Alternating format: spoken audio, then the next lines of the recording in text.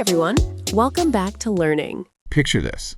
You're sitting in a meeting, or maybe you're at a crowded dinner party. Oh, yeah. The classic high-pressure scenario. Right. And someone brings up a topic you care deeply about. You know exactly what you want to say. I mean, the words are right there. Like you can practically taste them. Exactly. They're in your head. They're in your heart. Uh-huh. But the second you open your mouth to actually speak, especially if you're speaking in English as a second language, something shifts. You freeze. You completely freeze. Suddenly, you aren't just communicating anymore. You're calculating. Yeah. Doing that intense internal math. You're analyzing your grammar, second-guessing your vocabulary choices, wondering if your accent is too thick or if you're using the right preposition. And while you're doing all that, the moment to speak just slips away entirely. It is an incredibly painful experience. And, I mean, it's something I have lived through personally more times than I care to admit. I think so many people listening can relate to that. Oh, absolutely. My heart would just pound. The result of all that overthinking is that instead of sharing your actual complex, brilliant thoughts, you end up giving this really short, incredibly safe answer. Yeah, the bare minimum. Right. You just nod and say, yes, I agree, or, sounds good. You basically strip away all the nuance of what you actually wanted to contribute, all your personality, just to get out of the spotlight before you make a mistake. The emotional toll of that is just massive. Yeah. I mean, when our language fails us in those high-stakes moments, it makes us feel totally invisible. Like you're not even in the room. Exactly. Like you've completely disappeared. You're sitting there full of these great ideas, but because the words get stuck behind this massive wall of overthinking, nobody gets to see the real you. It's heartbreaking, honestly. It really is. So welcome to this deep dive. Today's mission is to unpack this universal frustration. We are going to explore the psychology of why we freeze up when trying to speak, and more importantly, we're going to lay out actionable, real-time tools to bypass this mental block so you can actually be heard. I love this topic. And to solve this freezing problem, we really have to look at the root cause first. Right, we have to understand what's actually happening under the hood. Exactly. And I think the most liberating thing you can realize today is that freezing up is, well, it's not a language problem at all. It's a biological one. Okay, that requires a bit of unpacking. Because I bet a lot of people listening probably assume, well, I froze because my vocabulary just isn't big enough yet. Or I froze because I haven't memorized enough grammar rules. Yeah, that's the standard assumption. But you're saying biology is actually driving the bus here. 100%. We have to look at the brain science of what happens when you're put on the spot. When you overthink in English, your brain isn't failing you. It's actually trying to protect you. Protect you from what? A grammar mistake? Basically, yes. Look. Human beings are deeply social creatures. From an evolutionary standpoint, being accepted by the group meant survival, right? And being rejected meant starvation. So the stakes feel life or death. Literally. So our brains evolved to perceive the risk of public embarrassment, like looking foolish or incompetent in front of others, as an actual threat to our survival. When you feel that immense pressure to speak perfectly, your brain triggers a physiological threat response. So it's treating a misplaced verb like a tiger attack. That is the evolutionary reality, yeah. And the physiology of this is just fascinating. Under that specific type of anxiety, your prefrontal cortex, which is the part of the brain responsible for complex cognitive behavior, decision-making, and crucially language processing, it literally receives less blood flow. Wow. So the blood is just gone. Right. The brain redirects that blood to your extremities and to your amygdala to deal with the perceived physical threat. It shuts down all non-essential systems. And in that moment of blind panic, perfectly conjugated English sentences are deemed non-essential. That makes perfect sense. It's like your brain is this overprotective bodyguard. Oh, I love that analogy. Right.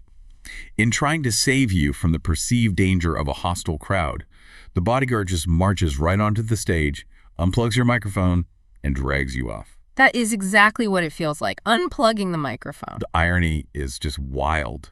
Trying harder to be perfect under pressure is the exact mechanism that unplugs your language center entirely. I mean, the harder you grip the steering wheel, the more likely you are to crash. Which means our overarching takeaway here has to be a major shift in our primary objective. The goal shouldn't be perfect English. Right. The goal should be flowing English. If you look at the most effective communicators, even native speakers, by the way, they aren't the ones with flawless grammar. Not at all. They are the ones who are completely comfortable being imperfect. They stumble, they pause, they use the wrong word and correct themselves.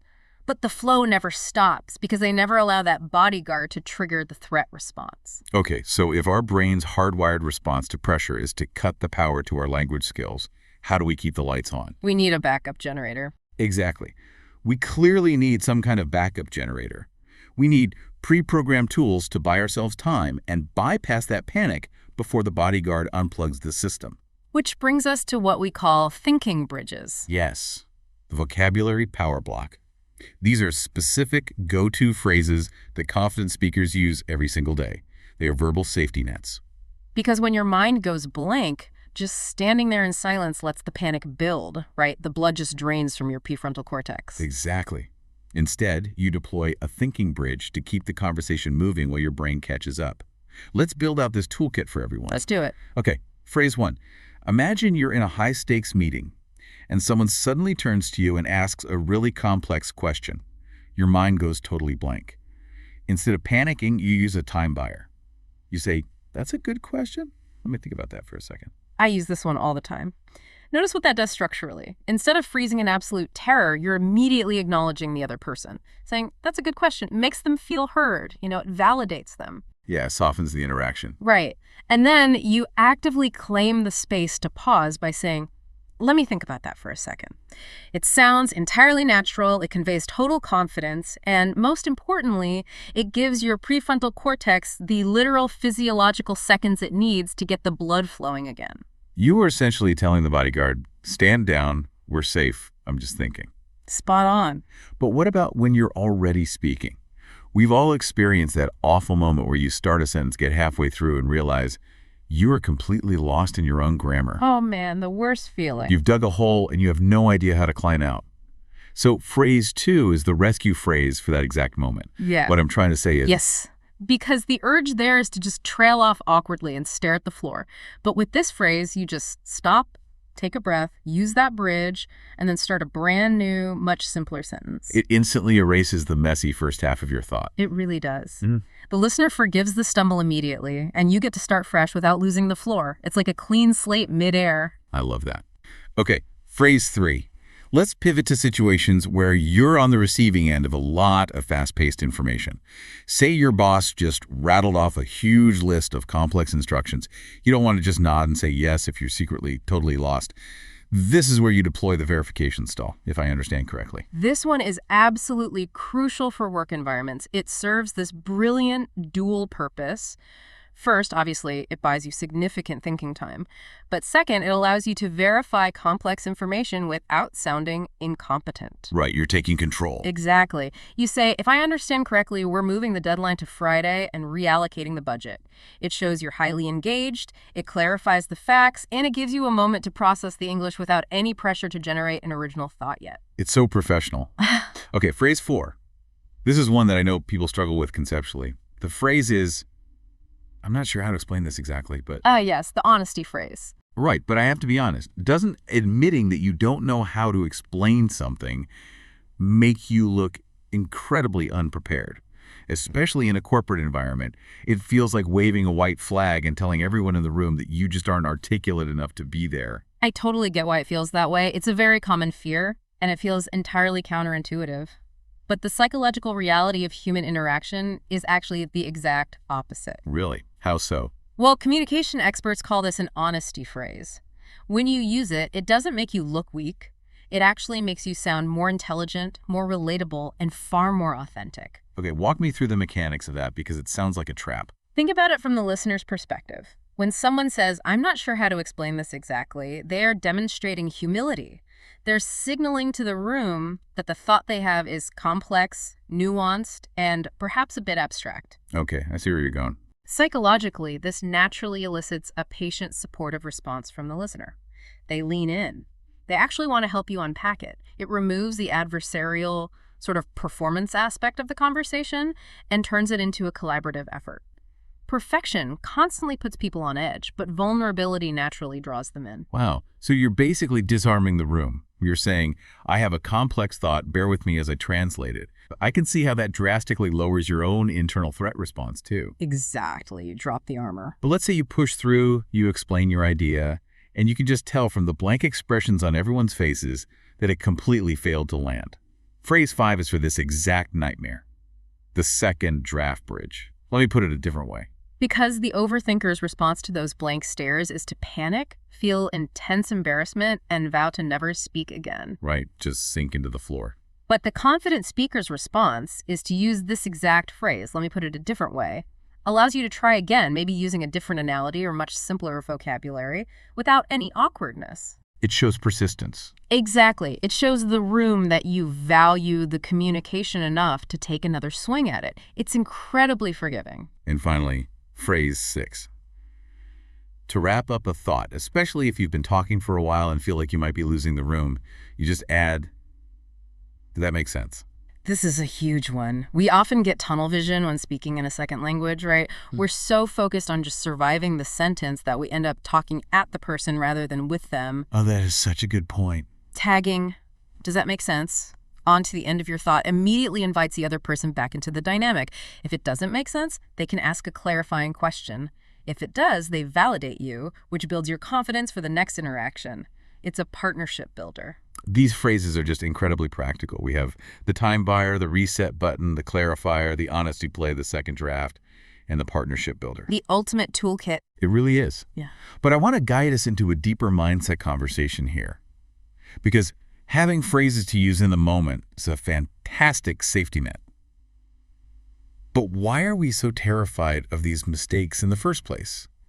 If we want to fundamentally stop the overthinking, we really have to look at how we view the act of speaking itself. Yeah, and this touches on something I struggled with for years. I used to approach every single English conversation like it was a high-stakes oral exam. An exam. Literally. I assumed the person I was talking to was acting as a judge, evaluating my vocabulary, grading my grammar, and scrutinizing my accent. That sounds exhausting. It was paralyzing. Yeah. When you approach a conversation with that mindset, of course you're going to freeze. You're voluntarily putting yourself on trial. And when you're on trial, every single minor mistake feels catastrophic. You use the wrong preposition, and your brain screams that you have failed. And we completely forget the fundamental purpose of language. I mean, language was not invented so we could pass grammar tests or impress each other with flawless syntax. No, not at all. Language was invented so human beings could connect. It's just a tool for sharing ideas and emotions. When your genuine internal goal shifts from, I need to impress this person with my flawless English, to, I simply want to connect with this other human being, the entire dynamic of the room changes. The pressure just evaporates because when your goal is genuine connection, those small grammatical mistakes become entirely irrelevant. Completely irrelevant. Think about it. If someone is telling you a deeply engaging emotional story, do you care if they mix up in and on? Of course not. You don't even notice it? Exactly. You're focused on the meaning. You're focused on the connection, shifting your intention from performance to connection signals to your own brain that this is a safe, collaborative environment, not a hostile testing ground. I want to pause right here and ask everyone listening to reflect for just a moment. Think about a specific English conversation you have been actively avoiding recently. Maybe there's a colleague you hesitate to speak up around, or a social event you declined because you were afraid of not sounding perfect. Bring that specific scenario to mind. If true connection makes all those little mistakes completely irrelevant, what exactly are you waiting for? How much more visible could you be today if you finally gave yourself permission to be beautifully imperfect?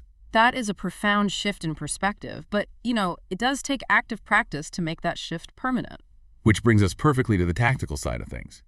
We need to lower that baseline anxiety so the bodyguard stops jumping on stage in the first place. We have 3 practical daily techniques to fundamentally rewire how your brain approaches speaking English. Let's hear them. Technique number 1 is the 3-second rule. The concept here is setting a hard physical boundary for yourself. When someone asks you a question, you give yourself a maximum of 3 seconds to begin vocalizing. 1, 2, 3, and you must make a sound. I love the urgency of this. It reminds me of jumping into a freezing cold pool. If you stand on the edge of the pool and stare at the water, your brain will give you a million logical reasons why jumping is a bad idea. It's freezing, I'm going to shock my system, I should just walk in slowly. The longer you stand on the edge, the more the overthinking paralyzes you. That analogy perfectly captures the mechanism at play here. With the 3-second rule, you aren't using those 3 seconds to formulate the grammatically flawless trajectory for your dive. No, you're just jumping in. Exactly. The goal is simply to break the seal of silence. Once your mouth is moving, Even if you just deploy one of our bridges and say, "That's a good question," the physical act of starting breaks the overthinking cycle. Action absorbs anxiety, momentum takes over, and your brain shifts out of protect mode and into generate mode. Just jump in the pool. The water is fine once you're moving. Technique number 2 is daily self-talk. The directive is to narrate your life out loud in English for just 5 minutes a day. For example, standing in your kitchen and saying out loud, "I am making breakfast now. The coffee smells amazing. I need to leave for work in 10 minutes. Now, I will admit, this feels a bit silly. Oh, it definitely feels silly at first, but the psychological conditioning happening here is profound. Think about when you usually try to speak English. It's always a big deal. Right, it's almost always high stakes. A meeting, a phone call, trying to navigate an airport, you're always performing for an audience. By narrating your mundane daily life out loud when you are completely alone, you're building the physical muscle memory of speaking English without any audience, without any pressure, and without any judgment. You're habituating your nervous system to the act of speaking. Exactly. You're teaching your amygdala that speaking English is a safe, boring, everyday activity, just like making coffee or folding laundry. Over time, thinking in English becomes your natural baseline mode, rather than an emergency translation protocol that you only boot up when your heart rate is spiking. That is so smart. Yeah. Okay, technique number 3 is treating the mindset shift we discussed earlier as an active daily practice. Before you walk into a meeting or join a call, you don't review vocabulary flashcards. You take 5 seconds to actively remind yourself, my goal today is connection, not performance. It's a pre-game ritual. You are actively changing the people in the room from adversaries evaluating you into allies collaborating with you. If you do that consistently, the fear really does lose its grip. It's so powerful. All right, before we wrap up, I want to do a quick rapid-fire review to make sure these concepts really stick. I'm going to throw 3 quick quiz questions your way based on everything we've covered today. Ready? I am ready. Let's do it. Okay, question 1. When you panic and freeze up, what specific part of your brain is literally losing blood flow? That would be the prefrontal cortex, which handles language processing. The blood is rushing away to fuel your threat response. Nailed it. Question 2. What is the primary mechanical purpose of using a thinking bridge like, let me think about that for a second. It is to buy physiological time.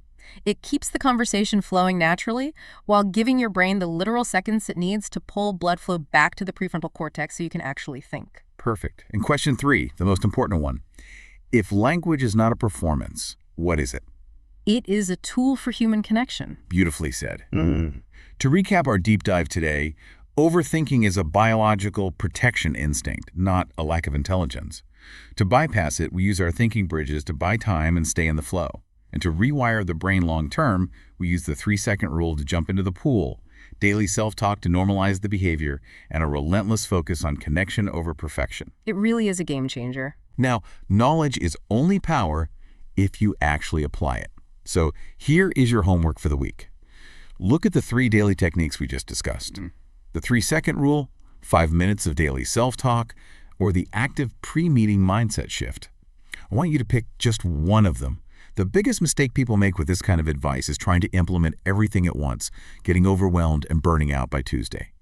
Do not do that. Pick one technique and commit to practicing it every single day for the next 7 days. Just one. Just one. Observe what happens. Watch how your brain's reaction to the prospect of speaking English begins to change. I guarantee you will notice a difference in how your body feels when the spotlight hits you. If you found this deep dive helpful, please hit that subscribe button so you never miss an opportunity to understand the science behind how we live and communicate. Give yourself permission to be beautifully imperfect this week. Go make some connections, and we will catch you on the next deep dive.